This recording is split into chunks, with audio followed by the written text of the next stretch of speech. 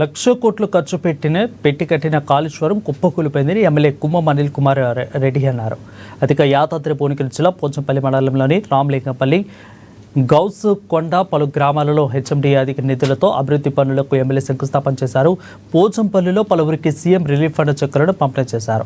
BRS ప్రభుత్వంలో group 1 ఉద్యోగాలు ఇవ్వలేదని అన్నారు. కాంగ్రెస్ ప్రభుత్వంలో ఉద్యోగాలు ఇస్తుంటే సమస్యలు సృష్టిస్తున్నారని ఫైర్ అయ్యారు. కాళేశ్వరం ప్రాజెక్టుతో 1,00,00,000 కోట్లు ముంచారని అనిల్ కుమార్ రెడ్డి విమర్శించారు. సంక్షేమ కార్యక్రమాలు, ఈ అభివృద్ధి కార్యక్రమాలే కాకుండా సంక్షేమ కార్యక్రమం, ఇందిరమ్మ ఇల్లు ఒక పక్క ఇచ్చే కార్యక్రమం జరుగుతుంది, రేషన్ కార్డులు ఇచ్చే కార్యక్రమం జరుగుతుంది, సన్న బియ్యం ఇచ్చే కార్యక్రమం దేశంలో ఎక్కడ ఇయ్యనట్టుగా ఓన్లీ తెలంగాణలో అవుతుంది.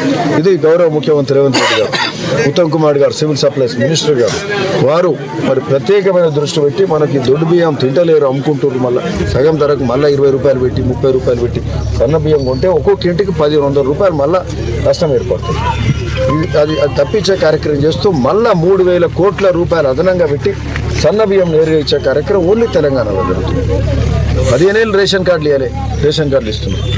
ఇందిరమ్మ ఇల్లు 15 ఏళ్ళు ఇవ్వాలి, మనం ఇస్తున్నాం. అప్పుడు వైఎస్ఆర్ హయాంలో, ఇది కాంగ్రెస్ హయాంలో ఇండ్లు వచ్చినాయి. ఇప్పుడు మళ్ళీ మన హయాంలో ముఖ్యమంత్రి రేవంత్ రెడ్డి గారు ఇందిరమ్మ ఇల్లు ఇస్తున్నాం. సో ఇవన్నీ మంచిగా జరుగుతున్నాయి.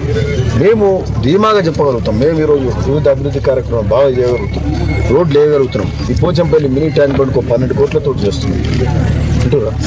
మరి అట్లనే వివిధ ఇంకా మిగతా మూసీ మీద బ్రిడ్జిలు ఏ విధంగా చేయాలనేది వాటి మీద ప్రయత్నాలు చేస్తూ ఉన్నాం. సో చెంపల్లి ఇంద్రియాల బ్రిడ్జ్, ఏడికెళ్ళి